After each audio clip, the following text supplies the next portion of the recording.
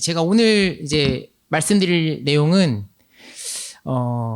이제 침 치료 관련한 그런 이제 부작용을 보고한 사실 케이스 리포트들이 좀 많이 나오는 편입니다. 그래서 이제 그런 케이스 리포트들에서 조금 주의해서 봐야 되었을 부분들, 다뤄졌어야 됐었을 부분들이 무엇이었을지를 좀 한번 이 시간 고민해보면 좋겠다는 의미에서 좀 슬라이드를 준비했습니다.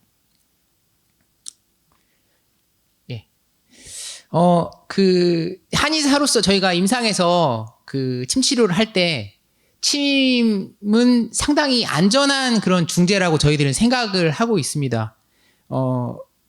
당연히 그 정규 교육을 받고 그 다음에 자격을 받아서 정해진 그런 세팅에서 진료를 하게 되면 당연히 부작용 생길 그런 우려들은 많이 줄어들게 되겠죠. 이제 제가 생각하기로는 침은 상당히 안전한 중재다라고 저는 생각을 합니다. 실제로 2001년에 저희 많이 아는 논문이죠. 그 아드리안 화이트가 그 BMJ에 낸 논문인데, 2,750명의 그 브리티시 메디컬 아큐펑처 소사이어티에서 전향적으로 자기들의 어떤 진료 중에 발생한 부작용에 대한 그런 경험을 이제 보고를 받았습니다. 그래서 분석을 해봤더니 10만 건당 10만 건이었던 것 같은데 10만 건 죄송합니다. 숫자는 잘 모르겠는데 어쨌거나 10,000건당 14건 정도의 좀 중대한 이상 반응이 발생했다라고 하였고, 또 10,000건당 671건 정도의 마이너 이벤트가 발생했다고 합니다. 그 마이너 이벤트는 봤더니 그냥 그 국소적인 출혈, 그 다음에 그 자침 부위의 통증, 그 다음에 증상이 좀 더 심해지는 거, 이런 것들을 이제 마이너 이벤트라고 기술을 하고 있습니다. 이제 이렇게 보면은 시리어스 이벤트는 사실 많지는 않고 10,000건당 671건의 마이너한 그런 부작용이 발생을 한다. 그렇기 때문에 침이 그렇게 위험한 중재는 아니지 않느냐라고 이야기를 하고 있습니다. 2022년도에 그 원지윤 교수님이 발표하신 논문도 마찬가지입니다. 222명의 그 한의사들을 대상으로 해서 37,000여 건의 침 치료에 대해서 거기서 이제 발생한 부작용 사례를 수집을 했는데요. 10,000건당 아까보다는 좀 많은 것 같습니다. 1,200건 정도의 부작용이 발생을 했다라고 합니다. 그 사례를 분석을 해보니까 총 그 2건의 약간 그런 위험한 중대한 이상 반응이 있었는데, 그것도 마찬가지로 어떤 부작용은 없이 치료가 된 그런 케이스, 중대한 이상 반응이 있었고, 중대한 이상 반응 케이스라고 한 거는 봉독침 치료를 하고 나서 아나필락시스가 생긴 케이스, 이런 것들은 생길 수도 있지 않습니까? 그리고 이제 부항이랑 수기침 또 커핑 이런 걸 복합적으로 한 다음에 셀룰라이티스가 생긴 그런 중대한 이상 반응이 있다고 하는데, 굉장히 드문 그런 빈도로 발생을 했다라고 볼 수 있고요.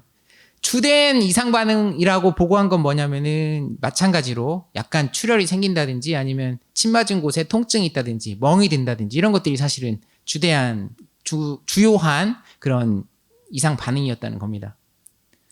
근데 굉장히 이제 보면은 한 달에도 몇 건씩 보면 그 침 관련된 이상 반응을 보고하는 그 케이스 리포트나 이런 게 굉장히 많이 나옵니다.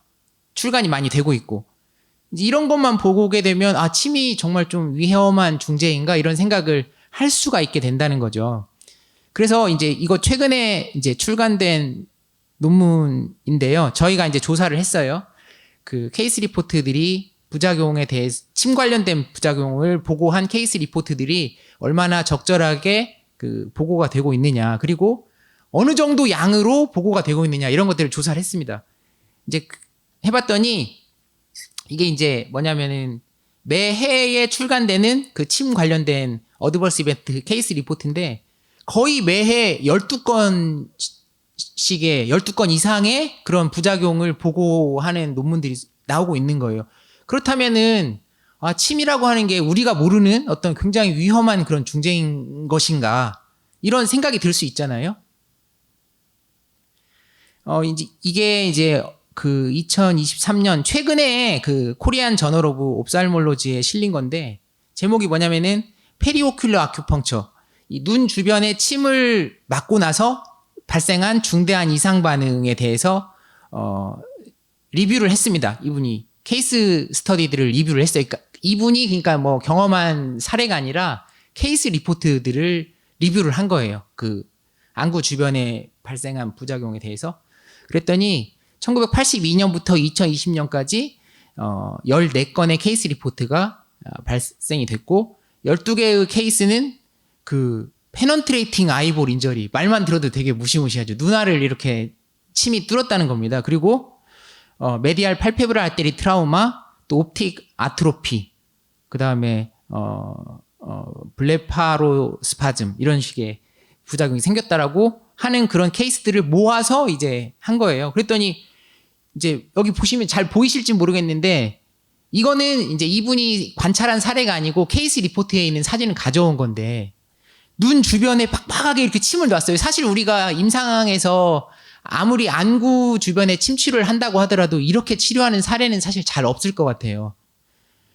그랬더니 막 그 보면 어마무시한 그런 증례를 보여주고 있잖아요. 이걸 보면 아, 이게 침은 정말 눈에 놓으면 정말 안 되는 거고 침 맞으면 눈이 나빠질 수도 있겠다라고 하는 그런 좀 두려움을 가질 수 있을 것 같습니다. 그렇게 해놓고서 결론적으로 이제 저자는 뭐라고 얘기하냐면은 그 눈 주변에 침을 놓는 거는 굉장히 리스키한 프로시저이며 베너피트에 대한 로버스트한 에비던스가 없다 이렇게 지적을 하고 있어요. 보면 좀 이제 저희가 임상에서 하는 걸로 보면 좀 안 맞잖아요. 예.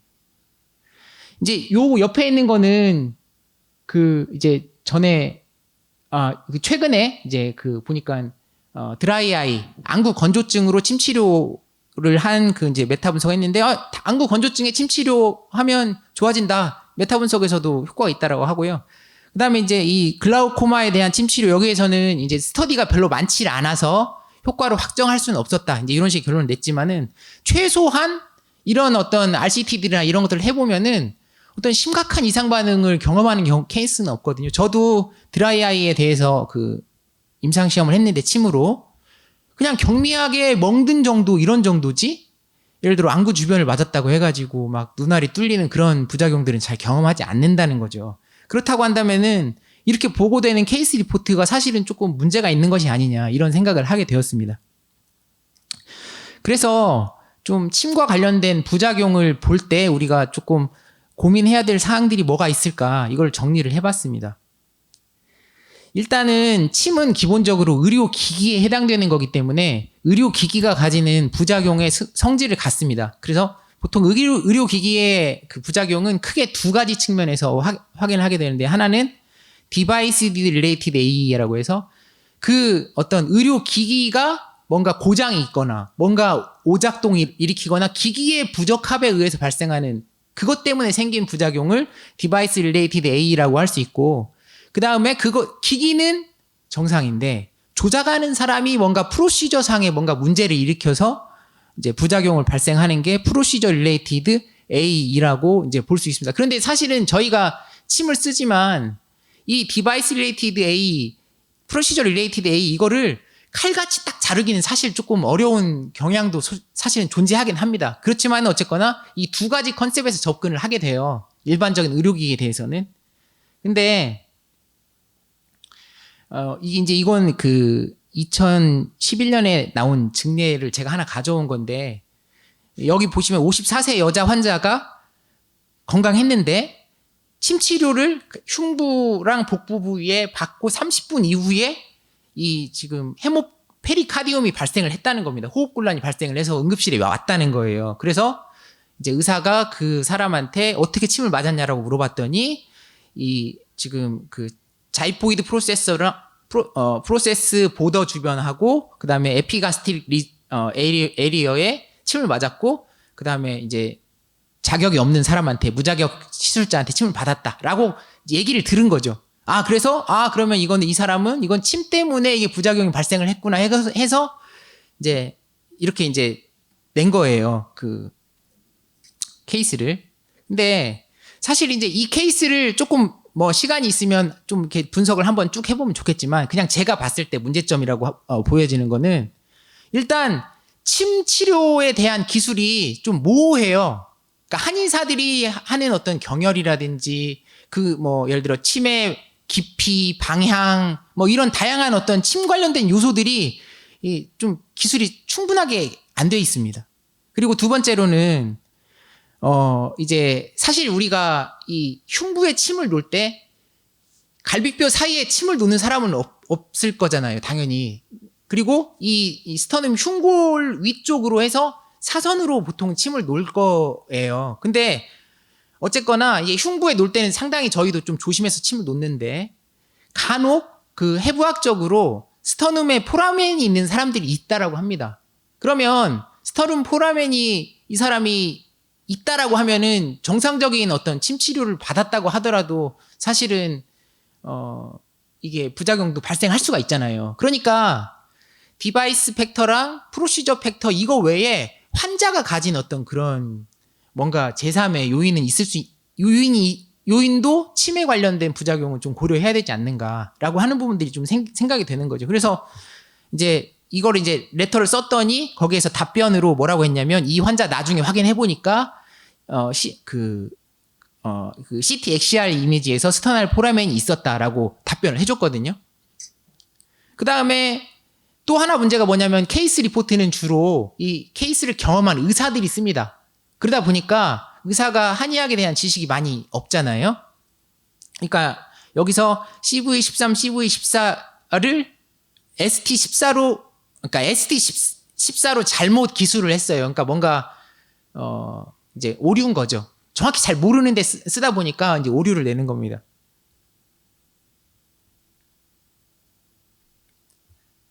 그래서 사실 이제 예를 들어 이제 뭐 의료 기기에서 분류하는 어떤 디바이스, 그 다음에 프로시저 이렇게만 가지고 보내는 게 아니라 침 관련된 어떤 이상 반응을 보고하거나 뭔가 침 관련된 문제를 얘기할 때는 조금 여러 가지 포인트들을 고민해야 되는 거 아니냐라고 이제 저희는 생각을 한 거죠. 그래서 이제 첫 번째로는 어떤 이상 반응이 진짜 이상 반응이냐. 예를 들어 우리가 체열을 할 때 좀 이렇게 숙련도가 떨어지는 간호사가 체열하다 보면 멍이 들지 않습니까? 그러면 이 멍드는 거를 부작용이라고 지칭하진 않잖아요.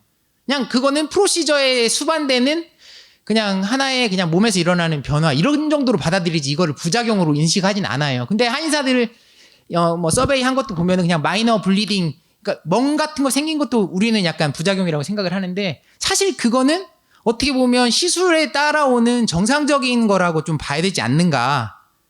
A를 우리가 너무 조금 이렇게 좀 너무 타이트하게 이렇게 A라고 생각하는 것 아닌가 하는 부분들도 생각을 해봐야 될 것 같고요.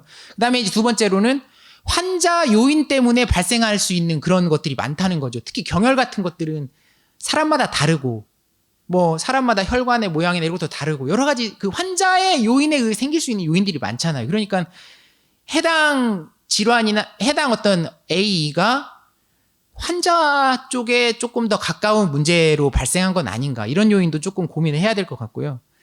그 다음에 이제 아까도 이제 중요한 얘기로 나왔지만 프로시저, 프랙티셔너 팩터가 사실은 중요하고 우리가 이제 한의사가 침을 놓아야 된다라고 얘기할 수 있는 근거는 그만큼 교육을 받고 또 경험을 쌓고 안전하게 프랙티스 하기 위해서 환경을 만들고 하잖아요. 근데 이제 이런 부분들을 이렇게 등한시하고 아까 같이 이렇게 무자격자가 시술했다든지 사실 이런 거면 무자격자 시술한 게 사실은 침의 부작용이다라고 보기보다는 이 자격이 없는 사람이 시술한 게 사실은 문제라는 거죠. 예, 그 다음에 이제 마이너 인터벤션 릴레이티드 이런 것들이 있을 수가 있으니까 부작용에 대해서 조금 이렇게 넓은 시각으로 봐야 되지 않나 하는 부분들을 말씀을 드렸습니다. 그리고 또 한 가지는 이제 아까도 얘기 드렸지만 1년에 침 관련된 부작용이 12개씩 나온다. 이게 굉장히 많은 것 같은데 실제로 케이스 리포트라고 하는 거는 이 케이스 리포트가 어떠한 중재와 어떤 중재의 부작용을 어떤 그 인과관계를 명확하게 설명할 수 있는 건 아니고요. 그냥 관계가 있을 수 있다라고 하는 것만 제시를 해주는 정도거든요. 그리고 또 케이스 리포트를 우리가 쓰는 이유는 이 케이스 리포트를 통해서 향후에 이와 유사한 부작용 사례가 발생하지 않도록 프랙티스에 주의를 하자라고 하는 관점에서 사실은 케이스 리포트를 씁니다. 근데 대부분의 케이스 리포트는 그냥 침은 위험하다라고만 나와요. 이게 침이 무자격자가 났다든지 아니면 안구 주변에 그냥 마구잡이로 났다든지 방향을 어떻게 했다든지 이런 내용이 없기 때문에 전혀 교육적인 효과가 없다는 거죠. 그래서 그냥 이렇게 뭔가 부적합하고 뭔가 충분하지 않은 정보들이 이렇게 계속해서 실리는 그러니까 케이스 리포트를 통해서 나오면 침의 어떤 문제점만 계속해서 부각되는 그런 상황이 발생하기 때문에 이렇게 해서는 안 되겠다라고 하는 게 이제 저희들의 생각입니다. 예. 그래서 이제 저희가 생각했을 때는 침 연구에 관련된 부작용을 설명할 이렇게 케이스 리포트를 낼 때는 뭔가 그런 충분한 그런 내용들을 담고 있어야 된다. 그리고 이게 과연 침에 고유한 어떤 부작용인지 아니면 시술한 사람의 문제인지 환경의 문제인지 그 원인을 잘 이렇게 좀 제시해 줄 수 있어야 한다. 그리고 침 시술이 적절했는가에 대한 평가도 케이스 리포트 안에 들어가야 된다. 저는 그렇게 생각을 합니다. 그러면 이제 우리는 이제 무엇을 할 수 있을 것이냐라고 하는 부분인데요. 예, 그 리포팅 가이드라인이라고 있습니다. 여러분들 다 잘 아시지만 논문을 쓸 때 내가 그냥 내 머릿속에 있는 걸 그냥 정리해서 논문을 쓰는 게 아니고 예를 들어 랜더마이즈 컨트롤 트라이얼을 쓴다라고 하면은 랜더마이즈 컨트롤 트라이얼에 꼭 들어가야 될 요소들을 리포팅 가이드라인이라고 하는 거에 이렇게 제시를 해주면 우리가 그걸 받아서 거기에 채워 넣으면서 쓰면 꼭 들어가야 될 정보가 빠지는 걸 좀 피할 수가 있잖아요. 그래서 케이스 리포트, 그러니까 침 관련된 부작용 관련된 그런 케이스 리포트를 쓸 때도 뭔가 이런 가이드라인이 있으면 좋겠다라고 하는 게 저희들의 생각입니다. 현재 상황에서는 콘소트의 함이라고 하는 그 리포팅 가이드라인인데 콘소트는 기본적으로 무작위 대조군 임상시험이기 때문에 세팅이 좀 다르고요. 그다음에 이제 케어는 여러분들 잘 아시지만 케이스 리포트 보고 가이드라인이잖아요. 근데 요거는 부작용에 대한 내용을 충분하게 다루고 있지는 않습니다. 그러니까 우리가 궁금한 거 예를 들어 침 시술은 어떻게 됐는지 누가 했는지 환자의 요인은 없는지 이런 것들을 다루진 않는단 말이에요.